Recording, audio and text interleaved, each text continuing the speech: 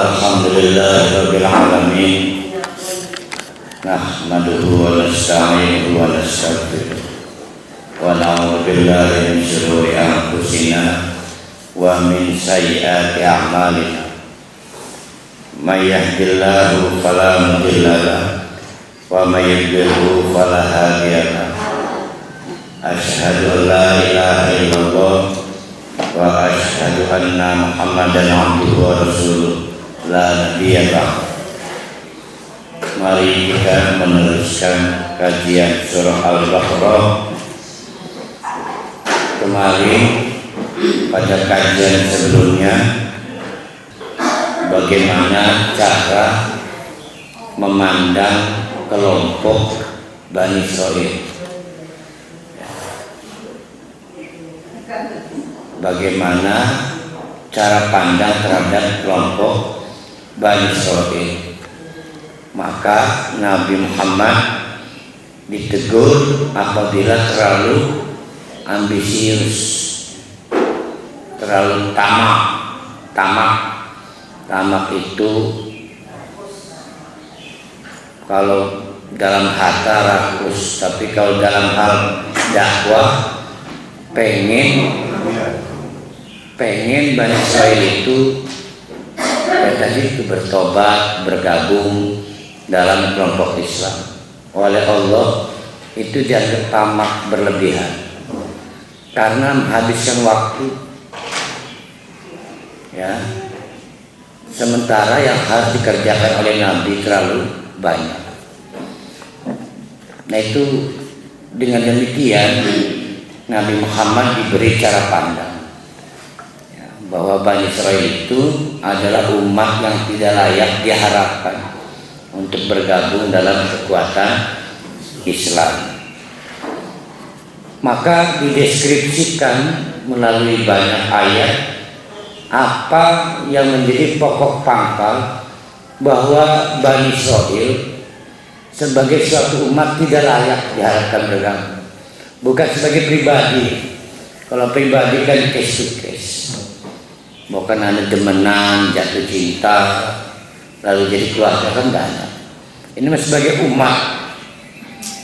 Nah diantaranya adalah mereka memang tidak pernah lurus memandang kitab suci, tidak pernah lurus memandang putusan Allah. Agama itu bagi orang Yahudi atau Bani Israil mana yang disenangi? Tidak senang maka Taurat juga dipilah-pilah. Mana yang cocok? Nabi yang tidak cocok dibunuh. Nah tantangannya ternyata sampai periode Nabi Muhammad cara berpikir seperti itu masih digunakan oleh Bani Israil. Nah ini kita akan rekam kekacauan pemikiran mereka. Kita sampai di ayat 87. Walaqad ataina Musal kitaba wa qaffayna min ba'dihi birrusul wa ataina Isa ibn Maryam bayyinati wa ayyadnahu biruhil kudus. Afa kullama ja'akum rasulun bima la tahwa anfusukum istakbartum fa fariqan kadzabtum wa fariqan taqtulun. Nah ini sejarah Bani Israil yang harus diketahui oleh Nabi Muhammad bahwa dulu walaqad ataina Musa, kepada Bani Israil diberi nabi namanya Nabi Musa. Tidak cukup itu, Nabi Musa juga diangkat sebagai Rasul. Maka karenanya Nabi Musa dilengkapi dengan kitab, namanya kitab Taurat. Berarti memang lengkap ya. Ya dapat nabi, dapat Rasul, dapat kitab. Ini agak membingungkan. Apa sih bedanya Nabi dan apa bedanya Rasul? Ada paham kalau Nabi itu tidak menyampaikan sesuatu, maka Rasul menyampaikan sesuatu. Itu batasannya di situ.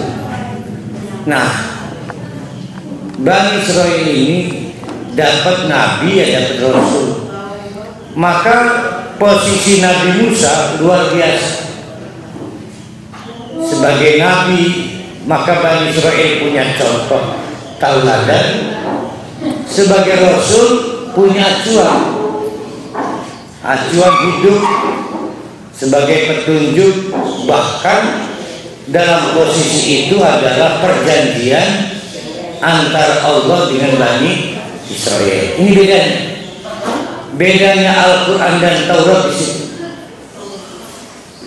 Taurat pasal-pasal atau ayat-ayatnya itu diahad, diperjanjikan antara Allah dengan Bani Israil. Bahkan dalam beberapa episode dipaksakan oleh Allah dengan digertak gunung, namanya Gunung Hur di dekat Palestina, sampai diangkat untuk ngegertak. Sementara Al-Quran tidak seperti itu. Ya, cara penyajian. Jadi luar biasalah Bani Israil.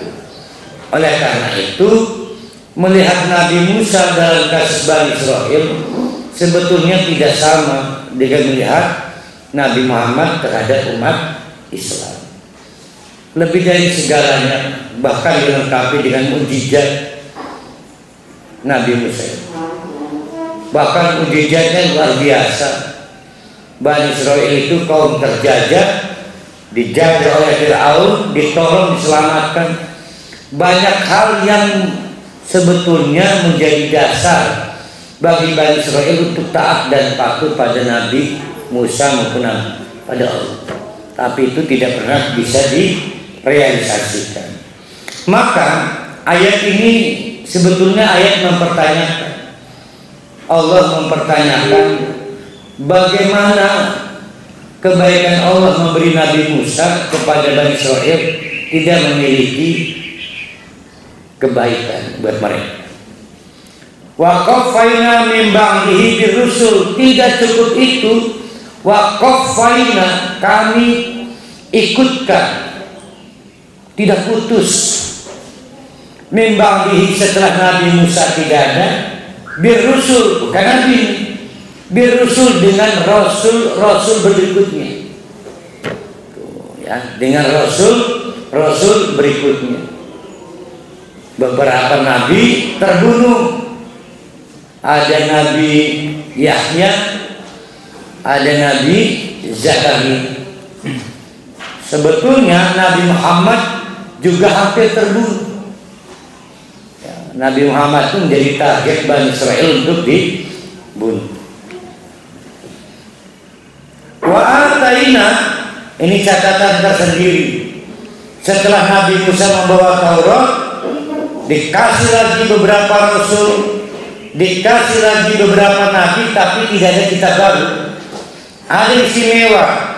Wa ataina Isa bin Maryam, kepada mereka juga diberikan nabi namanya Isa ibnu Maryam, yang kepada Isa itu diberikan juga al-bayyinat. Anggaplah dengan berbagai penjelasan yang mestinya bisa menunjukkan, yaitu mukjizat. Wa ayyadnahu biruhil kudus. Nah, ini yang istimewa. Maka Nabi Isa dikukuhkan dengan Ruhul Kudus. Banyak perbedaan menerjemahkan Ruhul Kudus, tapi kita terjemahkan di sini Injil aja lah. Ya, ada banyak terjemahan, ada Jibril, ada Injil, ada Ruh Kudus. Kalau kita terjemahkan Al-Bayyinat itu mukjizat, maka Biruhil Kudus adalah kitab Injil yang mengganti atau membenarkan Taurat. Ya, beliau Biruhil Kudus. Apa kullama ja'akum rasulun bima la tahwa, apa kudu konon bae, apa kullama, apa tiap-tiap ja'akum rasulun, didatangkan seorang rasul kepada Bani Israel bima la tahwa, yang bukan seleranya. Gagah nggak Bani Israel? Acuannya la tahwa, kudu sesuai seleranya. Allah itu nggak bisa sesukanya. Maka walaupun malaikat Jibril kalau perlu ditolak, maka dalam tradisi Bani Israel ngemusuhi ke malaikat Jibril. Mereka lebih mendukung malaikat Mikail. Emang hipil kan dari ini? Kan Bani Israel menolak malaikat Jibril.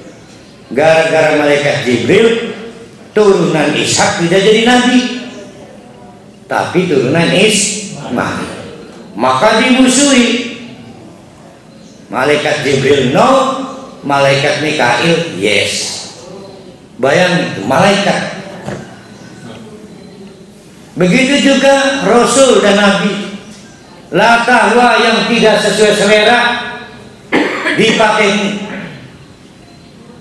Begitu juga kitab Taurat, maka ditahrif, ditabdil, yang dipakai yang sesuai selera. Sama aja, cuma bedanya kita pada kisi-kisi kecilnya gitu.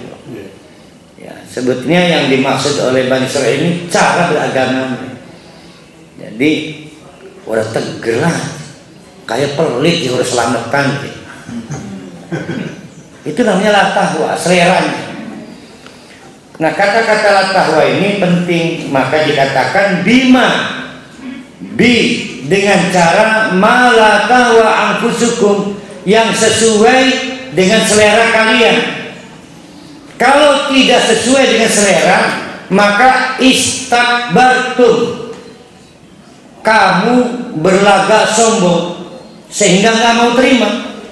Nabinya dicuekin, rasulnya tidak digubris, rasulnya ngomong didengarkan tapi tidak dipatuhi, dan kitab suci Taurat juga ditolak. Kalaupun diterima, sebagian ditolak, sebagian dilaksanakan. Nah, cara beragama yang sesuai selera ini turun sampai sekarang. Wa fariqun kadzabtum, karena model beragamanya adalah siapa yang sesuai selera, maka tidak bisa dihindari dua fenomena dalam sejarah Bani Israel. Ini lagi menjelaskan pada Nabi Muhammad agar Nabi Muhammad jangan jatuh hati ke Bani Israel. Apa kata Allah? Dulu mereka fariqun kadzabtum, ada kelompok Bani Israel yang tugasnya membuli, mendustakan para nabi. Apa disebutnya itu kalau zaman sekarang ini? Enggak, karena wa fariqun taqtulu, ada juga kelompok Bani Israel yang sampai pada membunuh nabi. Pembunuhan karakter kan tetap berlangsung sampai sekarang. Nah, wa kadzabtum, nyalah-nyalahaken, itu kan terus berlangsung sampai sekarang. Artinya Nabi saja pernah dilarang untuk mengharapkan terlalu besar pada model-model umat yang Yahudi itu. Apakah kita harus mengubah Al-Quran untuk menyenangkan umat? Kita lanjutkan. Waqalu, akhirnya mereka mengomentari. Saya kurang paham, ini mengomentari kepada Nabi Muhammad atau di saat Nabi Musa. Waqalu, maka Bani Israel berkomentar sebagai pendirian mereka, qulubuna gulfun, emang hati kami ini gulfun. Gulfun itu tertutup tapi padat. Kan timbul pertanyaan Bani Israel, kenapa kamu nggak senang tentang raja? Kenapa kamu tuh nggak senang dengan ini di Taurat? Jawabannya, qulubuna gulfun. Ya, bukan salah engkau Nabi Musa, tapi memang hati kami sudah tertutup. Ternyata ini terpakai oleh kita. Beberapa remaja putri atau tante-tante sosialita, Bu, kenapa belum pakai jilbab? Ya udah takdir saya ya, belum dapat hidayah. Takdir saya belum dapat hidayah. Nah, qulubuna gulfun itu sama nuansanya. Ya gimana Nabi Musa ya? Maaf, hati saya masih tertutup. Maksudnya gitu doang. Terpikir oleh saya, hidayah itu ditunggu diam atau dicari. Kalau ditunggu diam dengan jawaban itu, maka mendingan yang umat nggoni rezeki. Kalau dengan datang rezeki, ngomong ke istrinya, maaf mama, takdirnya belum dapat rezeki. Mau nggak? Kan tidak, ternyata rezeki harus dicari. Harus keluar menjelajahi muka bumi mencari rezeki. Hidayah juga harus keluar menjelajahi muka bumi untuk mencari hidayah. Maka jawaban qulubuna gulfun nggak bisa diterima. Tapi Bani Israel memakai alasan ini ketika sulit menerima beberapa ajaran dari Taurat. Maaf ya, yang ini nggak bisa saya pakai. Kenapa qulubuna gulfun? Maaf ya, hati kami masih tertutup. Siapa yang nutup, siapa yang ngebuka, ini urusannya. Maka dijawab oleh Allah, bal orang konon la'anahumullah bikufrihim. Allah melaknat karena umat Bani Israel menutup pintu hati bikufrihim, karena kafir kepada sebagian Taurat dan tidak kafir pada sebagian yang lain. La'ana itu artinya memberi azab. Lawannya la'ana berarti na'ama, memberi rahmat. Berarti kalau mereka dilaknat, diberi azab, maka dibiarkan oleh Allah, hatinya tidak dibuka-buka. Itu udah laknat. Faqalilan ma yu'minun. Tapi sedikit yang mereka percaya soal itu.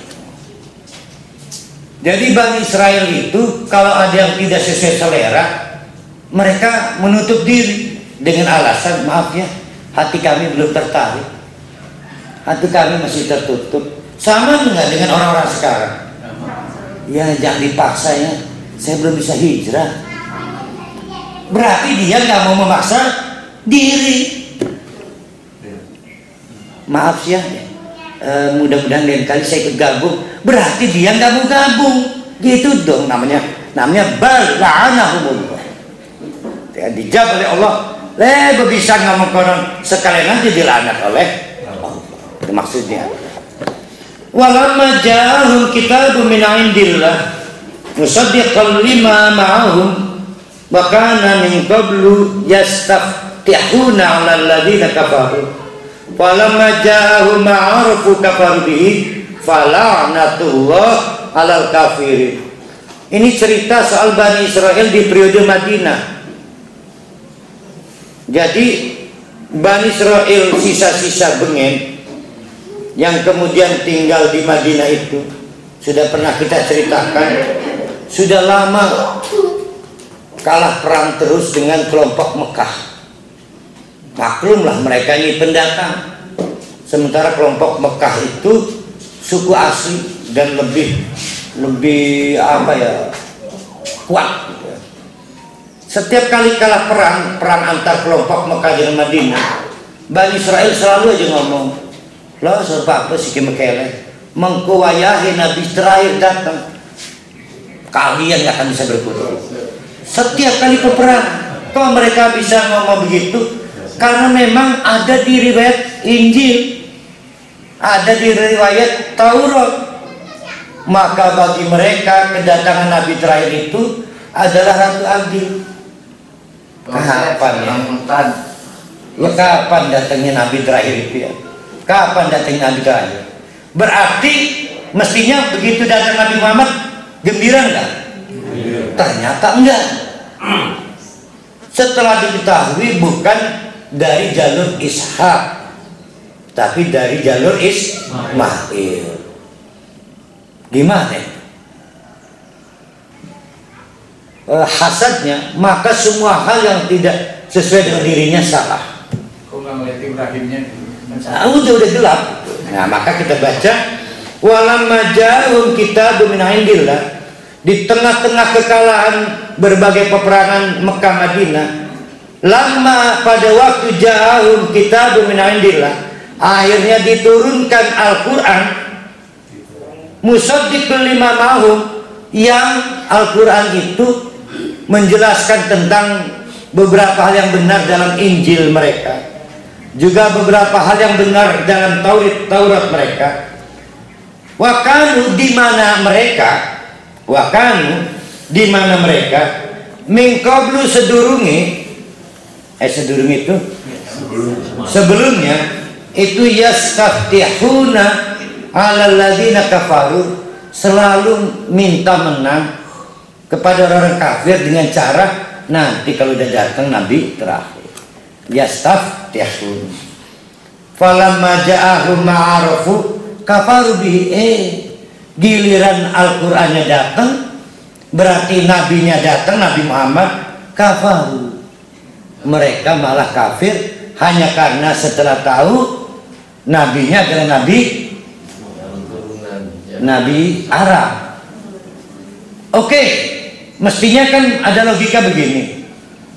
Wih, sayangnya nabinya Arab ya. Yaudahlah, nabinya saya tolak tapi Qurannya saya terima. Ini mau enggak? Hanya karena sentimen kepada kelompok Ismail, produk yang dibawa Al-Quran ditolak juga. Padahal apa masalah? Masalah mereka adalah sudah mulai terjadi krisis kecurigaan Injil palsu. Sudah mulai juga mereka dibayang-bayangi Taurat itu tidak asli. Maka kedudukan Al-Quran memberikan musaddiqon itu penting bagi mereka yang menganut Injil, bagi mereka yang menganut Taurat. Ya. Coba kalau para hali merasa sedang diintimidasi karena banyak dugaan pada perhali, kata para ilku pun ngebelani kita, butuh ke para hali. Maka Bani Israel yang memegang Injil sebetulnya butuh dengan kitab yang bisa mengklarifikasi. Bani Israel yang memegang Taurat juga butuh dengan kitab yang mengklarifikasi. Al-Quran itu mengklarifikasi kitab-kitab sebelumnya. Mestinya kalau objektif Bani Israel senang karena Al-Quran mengklarifikasi. Tetapi apa daya kata Bani Israel, emang sih Quran sebenarnya kami butuhkan, tapi enak karena dibawa oleh Jibril dan nabinya bukan nabi dari kalangan Ismail. Berarti kembali lagi kepada selera.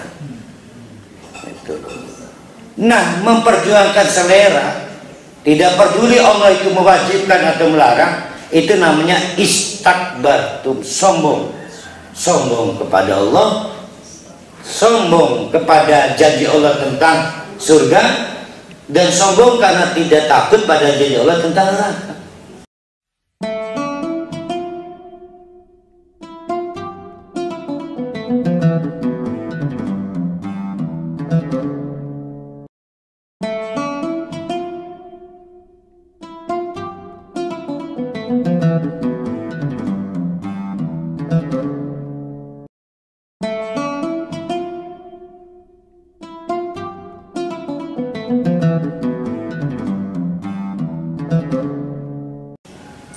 Maka dalam sejarah orang-orang Yahudi berdoa, ya Allah panjangkan umur kami 1000 tahun. Kan doanya orang Yahudi itu. Saya Falanatullah alal kafirin. Nah, ini pertanyaan varian. Maka akhirnya naik pangkat Bani Israil itu. Ini di era Muhammad ya. Begitu menolak Al-Quran, mereka tidak disebut fasik lagi, tapi disebut kafir dan layak mendapatkan laknat dari Allah. Kalau pertanyaannya layak tidak ditunggu tobatnya, maka ini perintah dari Allah, sudah tinggalkan. Soal mereka bertobat urusan pribadi. Tapi dalam konteks dakwah udah ditinggalkan, sama dengan kul ya ayyuhal kafirun. Orang-orang Mekah itu ditinggal, habis kul ya ayyuhal kafirun, hijrah lagi ke Madinah. Ini kata-kata al-kafirun. Karena sebelumnya fasik di ayat-ayat sebelumnya kan udah naik pangkat. Bi'sama ishtaru bihi anfusahum ayyakfuru bima anzalallahu bagyan ayyunazzilallahu min fadlihi ala man yasha min ibadihi. Bi'sama, bejat amat ya, bejat amat. Apa ya bahasa kitanya, apa yang enak? Terlalu. Ishtaru bihi anfusahum, mereka menukar, menjual kepada diri mereka, ayyakfuru bima anzalallah, dengan cara menutup diri, mengingkari terhadap kitab-kitab Allah yang diturunkan, bagian hanya karena dengki. Ayyunazzilallahu min fadlihi ala man yasha min ibadihi, karena Allah tidak milih Ishak, jalur Ishak, tapi jalur Ismail. Primeh nih, saya siap taat pada Allah kalau Allah milih orang saya. Lah Allah satu, kita ini satu. Jadi Yahudi Bani Israil itu sampai bisa mengontrol Allah. Maka jangan kaget sampai Allah menggertak pakai ngangkat gunung itu. Jadi kelakuan Bani Israil itu dari dulu hingga sekarang sama.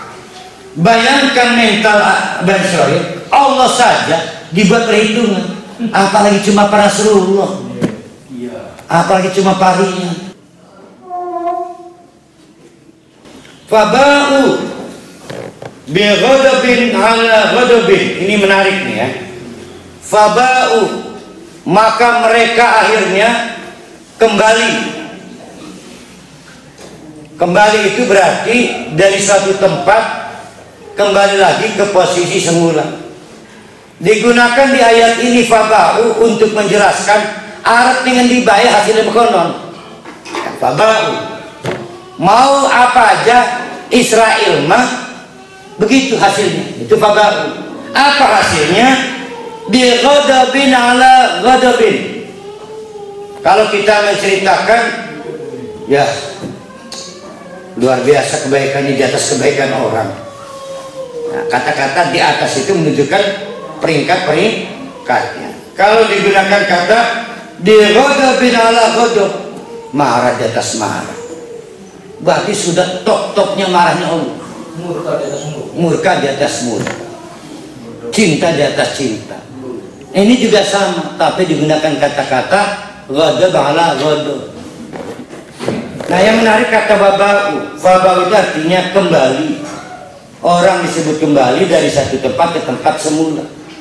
Digunakan secara generatif untuk menunjukkan begitulah Yahudi. Kapanpun, dimanapun, kembalinya dapatnya itu. Kemarahan Allah. Tapi bukan sembarang kemarahan di atas kemarahan.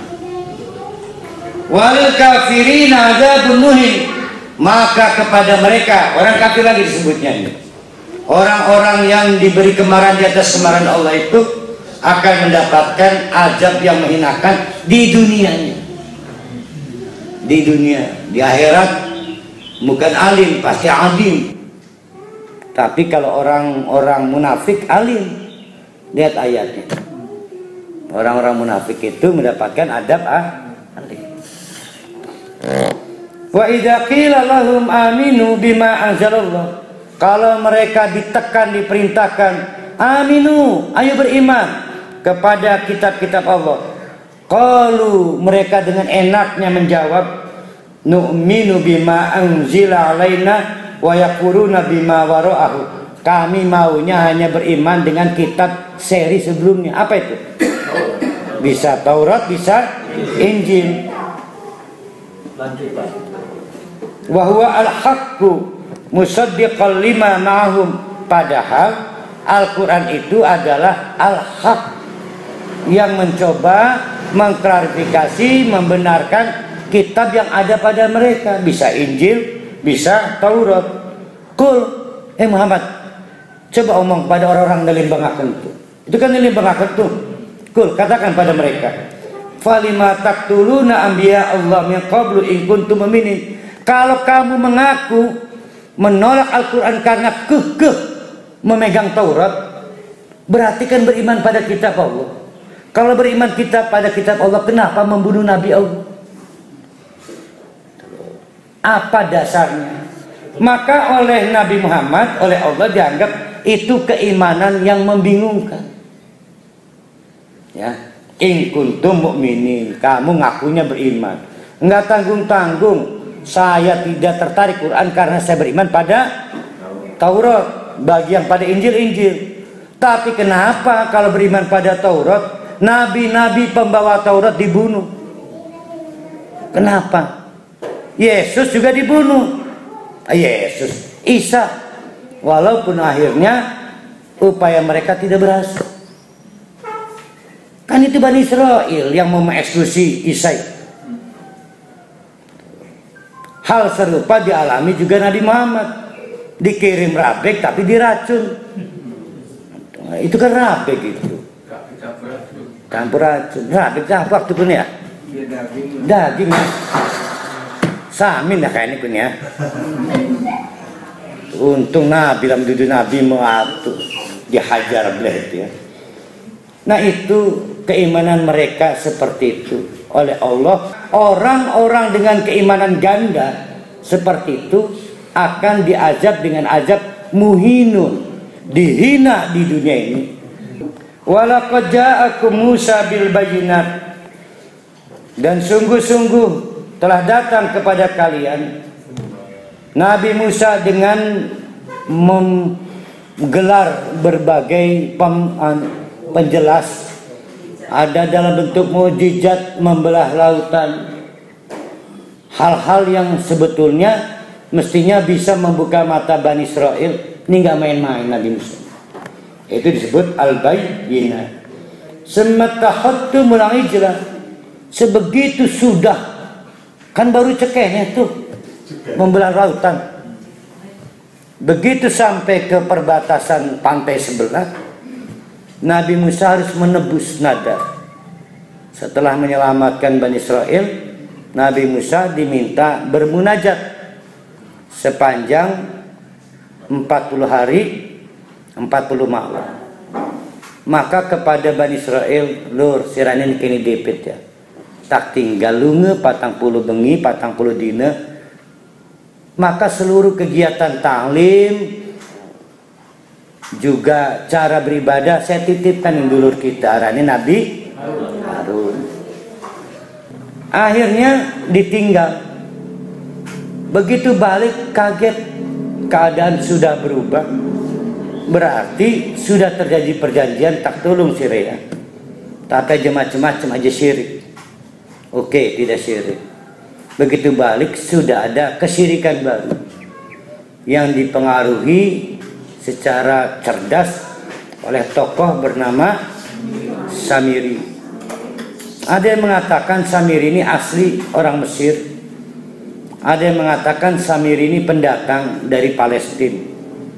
Mereka dari suku Samiroh. Maka Samiri artinya tokoh pemuda Samiroh. Ada yang mengatakan, wallahualam, apakah Samiri itu asli dari Mesir? Apakah pendatangan di Palestina? Yang jelas Samiri ini memang berusaha merusak apa yang sudah ditandur oleh Nabi Musa. dan sudah diukur Nabi Harun tidak berdaya ini. Maka di tengah-tengah persaingan antara Nabi Harun dengan Samiri, Nabi Harun kalah akal. Jadi hasil-hasil pundi-pundi rampasan dari orang-orang pendukung Fir'aun yang berhasil dibawa oleh Bani Israel dalam bentuk logam-logam emas, itu kemudian dilebur, disatukan. Ternyata jadi sapi, patung sapi yang dengan sulap tertentu Samiri bisa mempersonifikasi patung itu dengan gerakan-gerakan makhluk hidup. Bisa batuk, bisa siul segala, bisa nebak nomor lotre segala, yang membuat tidak berdaya. Mana lebih menakjubkan, patung bersuara atau laut terbelah? Nah, itu maksudnya.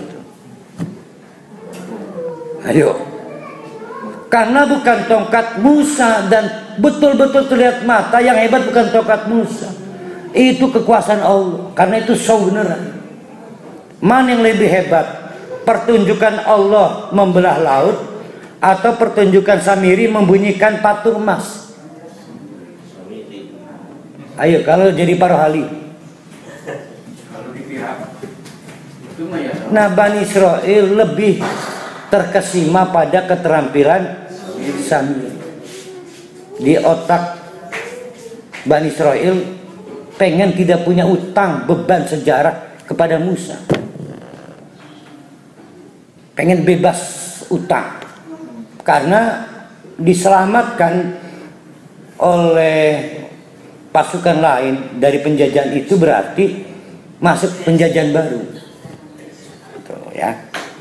Akhirnya mereka menyembah patung. Nabi Harun memilih tidak melaporkan soal ini secara berkala.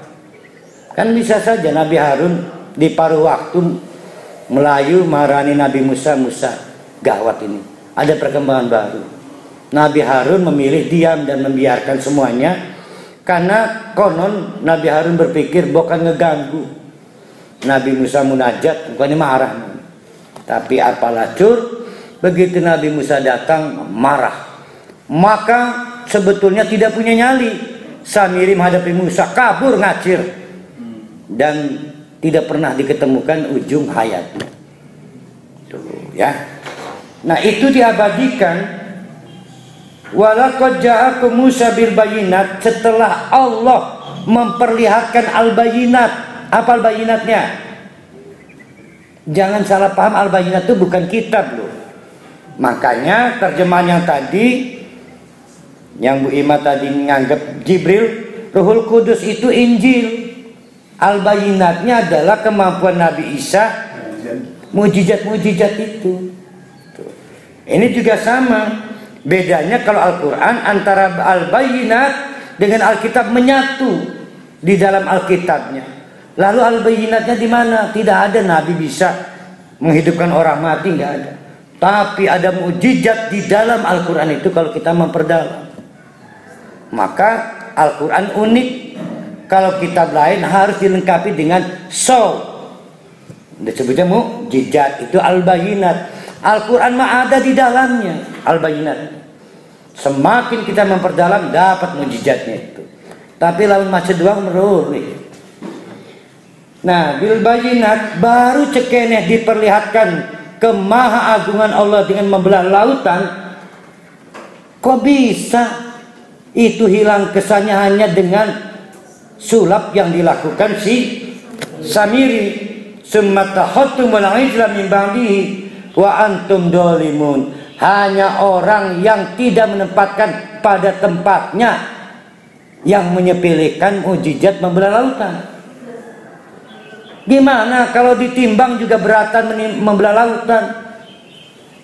Yang mestinya membelah lautan di nomor urut 1 sebagai pertunjukan, itu dibalik di nomor urut 2, itu namanya tidak menempatkan pada tempatnya, disebut dolim. Ya, dolim. Ketika adat itu mengalahkan ajaran Rasul, dolim. Kan kelahe gati wong si bengen mekenen. Berarti kan mengalahkan tuh. Nah itu dolim.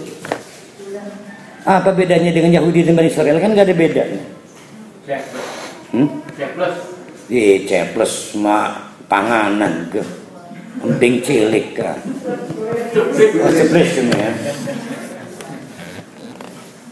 Wa id akhadna mitsaqakum. Lihat lagi nih kecongkakan dan istakbartum Bani Israel dalam episode menarik. Wa id akhadna, dan ingatlah, coba Muhammad perlu ketahui dulu ada kisah. Apa kisahnya? Akhadna mitsaqakum, kami beri perjanjian kepada Bani Israel. Istilah perjanjian itu artinya diminta patuh dan taat. Wa rafa'na fawqakum at-tur. Bani Israel menunjukkan istakbartum, maka digertak oleh Allah dengan cara Allah mengangkat, mencabut dari dasarnya. Apa yang dicabut dan diangkat? Gunung yang di dekat Palestina, gunung kecil, yaitu gunung Tur. Wa rafa'na fawqakum.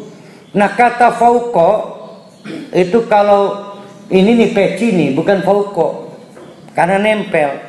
Kalau saya angkat namanya fauqa. Nah si gunung ini membayangi kepala-kepala orang Bani Israel, diangkat, dikewer-kewer kelan Allah, yang sampai kemudian membentuk cara sujud mereka saat ini. Sujudnya kan begini, sambil ngimplu khawatir gunungnya jatuh. Kan sampai sekarang terbawa ya. Nah bayangkan suasana dramanya pada saat itu. Diancam dijatuhkan gunung, mestinya keder nggak? Wong dapat laporan BMKG takut tsunami aja udah pada rungsem sih. Itu baru perkiraan. Lah ini sudah ada show-nya, gunungnya di atas dengan kehebatan Allah ya, kemujizatannya. Khudu, sambil dikewer-kewer gunung, maka Allah berfirman, khudu, pegang teguh, ma'atainakum biquwwah. Semua hal yang telah kami datangkan berupa ayat-ayat kami. Wasma'u, buka telinga. Itu sambil diancam. Sama dengan para ahli ngangkat sapu lidi sampai ngomong ngangati. Hayo adusir, sama aja. Maka anak lori gelati banyu kan. Kenapa kita memperlakukan anak seperti itu? Karena kita percaya anak kita takut.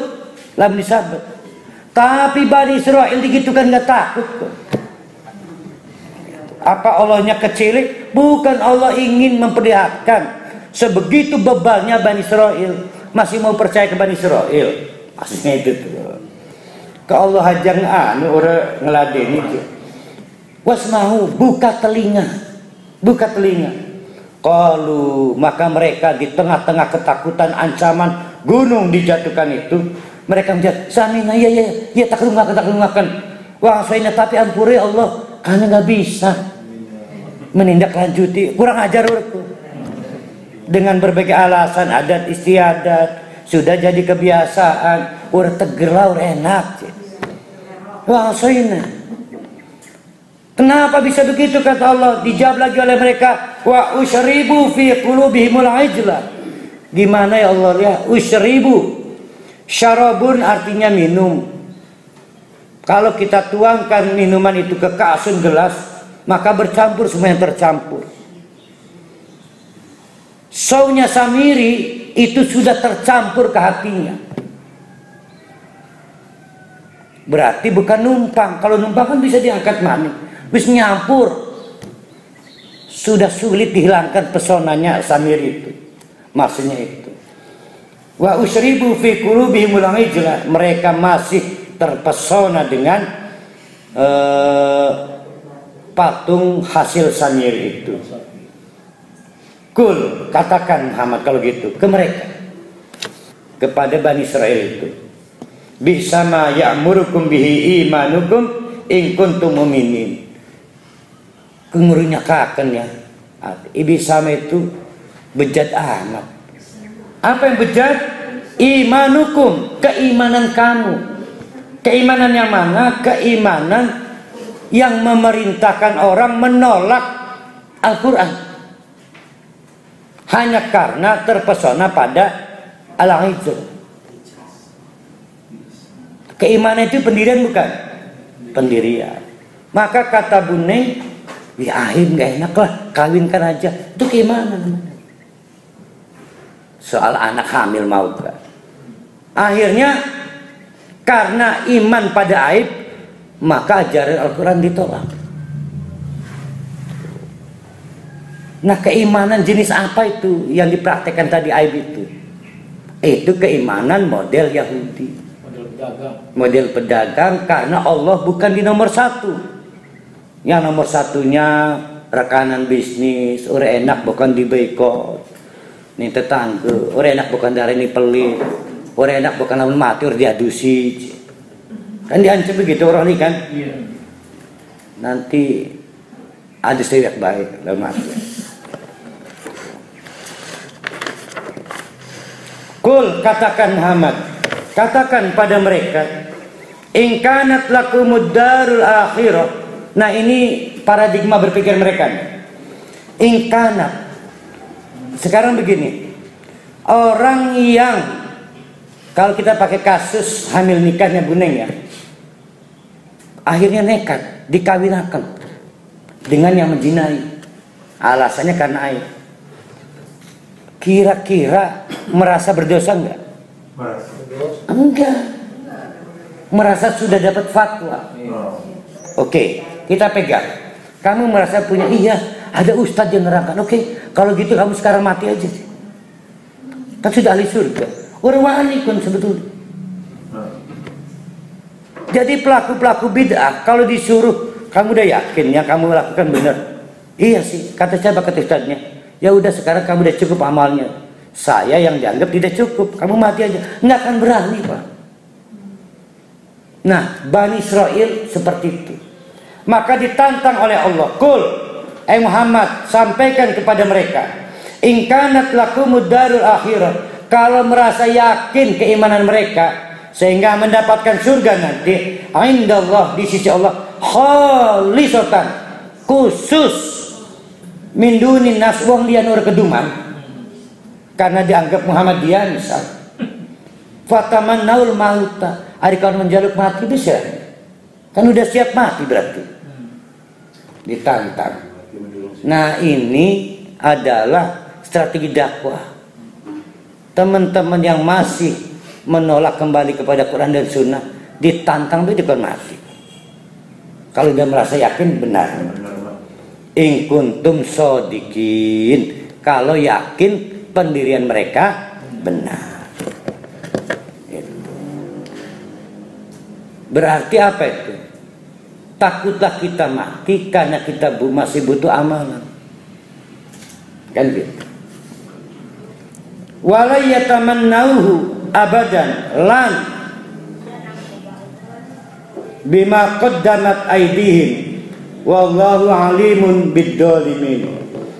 Walan, dan sekali-kali tidak akan, yatamannauhu abadan bima qaddamat aydihim, mereka itu mau mati karena merasa dengan apa yang dilakukannya.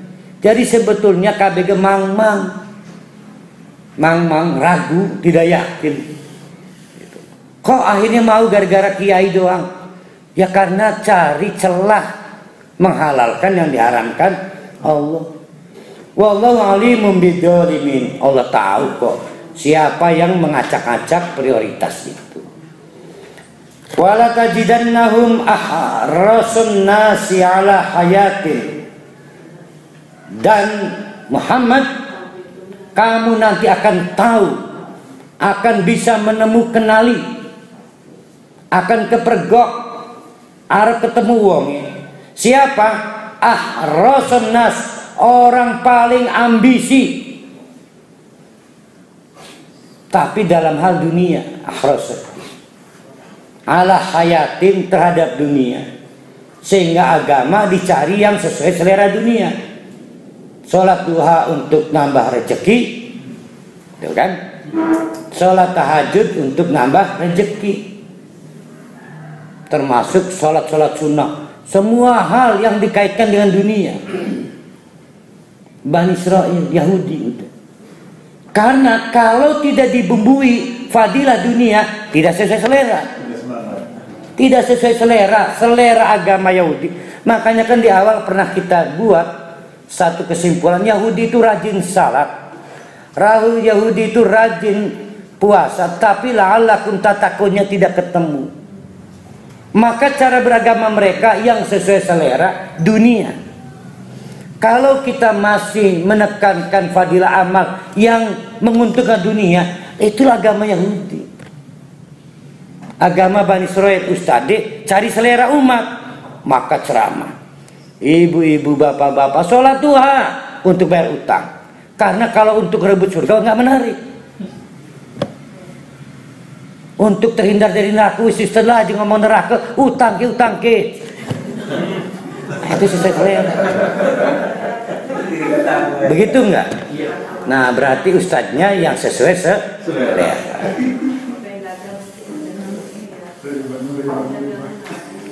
Jadi sebetulnya Yahudi itu sudah jadi nilai ya, sudah merasuk pada diri kita. Wa minal ladzina asyraku yawaddu ahadahum law yu'ammaru alfa sanatin. Wa min, dan di antara mereka, oh salah ya. Wa minal ladzina asyraku, dan mereka juga lebih buruk dari orang yang musyrik. Tuh. Lebih tamak, lebih buruk tamaknya, maksudnya gitu loh. Kenapa orang musyrik? Ayo. Karena orang ngandel Allah mencukupi rezekinya, maka gelapi jimat endal rezeki kan. Tamak enggak? Tamak. Tidak cukup dengan janji Allah, masih pengen janji dukun, tamak enggak? Itu disebut musyrik. Tapi oleh Allah, orang Bani Israil lebih tamak lagi dari orang musyrik. Karena kalau kita suruh milih, kalau kita musyrik bukan gak percaya Allah, udah cukup sing Allah. Sedangkan Bani Israil memang orang ngandelin Allah. Beda. Kenapa orang musyrik? Karena between, ngejegar kan. Percaya Allah, percaya dukun, disebut musyrik. Kalau Bani Israil mah tidak percaya kalau tidak sesuai selera. Aneh deh orang Bani Israil mah ya. Maka wa ma huwa mana itu? Yawaddu ahaduhum lau yu'ammaru alfa sanatin. Mereka itu yawaddu, mawaddah wa rahmah. Mawaddah artinya apa? Keinginan kuat, pengen sesuatu. A'adda, pengen minta tambah lagi. Yawaddu, minta tambah. Ahaduhum, salah seorang di antara mereka, lau yu'ammaru alfasana, andai kata bisa urip 1000 tahun mani. Kok bisa? Karena merasa masih pengen menikmati dunia. Wa ma huwa bimuzahjihi minal adabi ayyu'ammaru. Tapi wa ma huwa, dan tidaklah mereka itu dapat melepaskan diri dari azab andai kata umurnya dipanjangkan. Mestinya artinya begini, kalau para rohani berjuang pengen di ICU karena pengen terhindar dari azab, pengen tobat, jadi minta panjang umur boleh. Tapi kalau tujuannya pengen bertobat, ini contohnya. Orang Yahudi ditambah 1 hari nggak ada manfaat tobatnya, karena tidak mungkin dapat melepaskan diri dari azab Allah. Maksudnya itu. Wallahu basirum bima ya'malun. Allah tahu kok kelakuan mereka. Nah ini ayat terakhir nih. Kul, katakanlah Muhammad, mangkana aduun. Kalau mereka masih ngemusuhi, mempersoalkan di Jibrilah, pada kedudukan malaikat Jibril, dipersoalkan terus gara-gara Jibril. Fa innahu nazzalahu ala qalbika biidnillah. Ketahui ya, Jibril mursal apa? Pesuruh, petugas Allah. Jadi tidak ada dasarnya menyalahkan Jibril karena Jibril mah tidak punya inisiatif. Kenapa? Jibril itu fa innahu nazzalahu, Jibril pada waktu menurunkan Al-Qur'an ala qalbika, kepada hatimu Muhammad, itu bukan seenaknya sendiri, tapi biidnillah, disuruh Allah. Kata Allah, Jibril kasihkan ke Muhammad dari jalur Ismail, jangan dari jalur Ishak. Nah Jibril nggak bisa nolak kan? Jadi salah apa Jibril? Nggak punya salah. Tapi Bani Israil tetap mempersoalkan Jibril. Ini gara-gara Jibril jadi Muhammad jadi Nabi. Padahal Al-Quran itu musaddiqan lima baina yadayhi, sudah menjadi klarifikasi penjelas bagi kitab sebelumnya. Mungkin Injil, mungkin Taurat. Wahudan, dan petunjuk untuk siapapun yang pengen tidak tersesat. Karena kalau masih berpegang pada Taurat tersesat, kalau masih berpegang pada Injil tersesat. Dikasih Quran berarti oleh Allah dianggap selama ini tersesat. Dikasih bantuan nih jalan kembalinya nih. Kan enak tuh. Nah ini yang penting nih. Wa busyra lil mu'minin, juga kabar gembira. Apa kabar gembira itu? Kabar menggembirakan. Berarti yang sudah datang apanya? Kabarnya apa realitasnya? Kabarnya. Istri saya lapor, Pak, mual muntah. Alhamdulillah, senang saya. Rabi mual tapi saya senang. Maka dibawa ke dokter, ternyata HPH-nya 4 bulan lagi. Mur HPH para hali. Hah? Hak penguasaan hutan ya. Hari perkiraan hamil. HPH. Senang saya. Sudah senang. Maka dokter lapor, Pak, selamat ya, Bapak akan menjadi ayah. Maka busyra, kabar menggembirakan sudah datang. Sebetulnya saya gembira kenapa? Karena punya anak. Tapi anaknya belum ada. Tapi saya sudah gembira. Surganya udah ada belum? Belum, tapi kabarnya sudah ada. Nah, untuk menjadikan soal surga busyra itu nggak gampang. Ya nggak gampang. Buneng kan nakon, coba sih pengen lihat ininya nih, foto-foto destinasi surga. Kan nggak ada katalognya, nggak ada brosurnya kan. Nah maka mengubah cita-cita surga menjadi busyra itu anugerah Allah. Karena tidak banyak yang ikut berang, ikut senang. Tapi kita dikabari, Pak, selamat Pak, nanti pengajuan kredit Bapak akan cair. Oh, wis berang gitu, sudah tasakuran itu. Udah selamatan, padahal belum tentu cair. Tapi diiming-imingi surga jadi busyra kan sulit. Ada Pak Busra Najmuddin doang. Najmuddin Busra. Oleh karena itu mengubah Quran jadi hudan dan jadi busyra itu adalah anugerah Allah.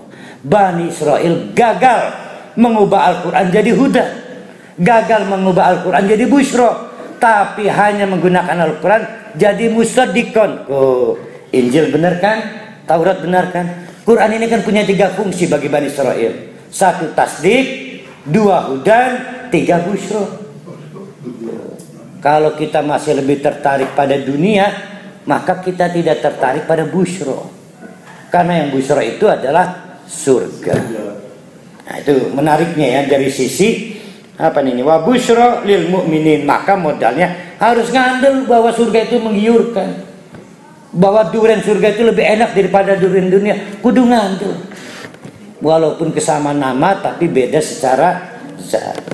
Nanti akan kita lanjutkan pada besok hari. Aku qouli hadza wa astaghfiruh innahu al-ghafurur rahim. Assalamualaikum warahmatullahi wabarakatuh.